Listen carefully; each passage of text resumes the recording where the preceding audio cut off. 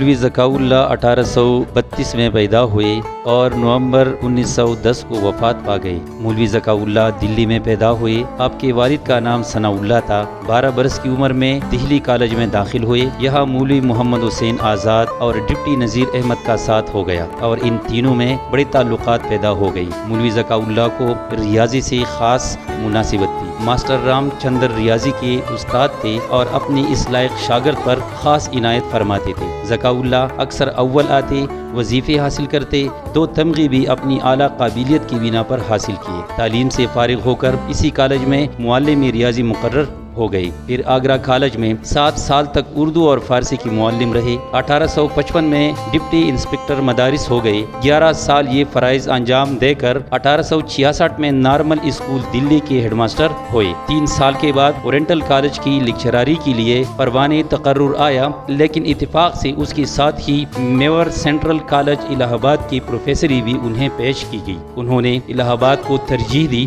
اور 15 سال اس کالج میں فارسی کے پروفیسر رہ کر 1885 میں پینشن حاصل کی۔ پھر عمر کے باقی 24 سال خانہ نشین رہ کر تصنیف و تعلیف میں گزار دیے۔ ان کی وفات کے بعد ڈپٹی نذیر احمد کا ایک مضمون ان کے متعلق رسالہ تمدن دہلی بابت اگست 1911 میں شائع ہوا تھا۔ اس میں مولوی ذکاء اللہ کے بعض خاص حالات لکھے گئے ہیں۔ اس مضمون کا ایک اقتباس درج کیا جاتا ہے۔ بعض مسلمان یہ بھی پوچھ بیٹھتے ہیں کہ مسلم یونیورسٹی کس قسم کے عالم پیدا کرے گی جو 5 یونیورسٹیاں آج تک پیدا نہ کر سکی۔ آج کو مولوی ذکاء اللہ زندہ ہوتے تو میں انہیں کو پیش کر دیتا کہ مسلم یونیورسٹی درجے تکمیل کو پہنچ کر وما ذالک علی اللہ بعزیز ان جیسے عالم پیدا کرے گی۔ کریم النفس، وسیع الاخلاق، منکسر المزاج، روشن دماغ، متنوع المعلومات، کثیر التصانیف، خیر خواہ عام خلق، فیاض طبع، راسخ الاعتقاد، صلح کل، مرنج مننجا ان کی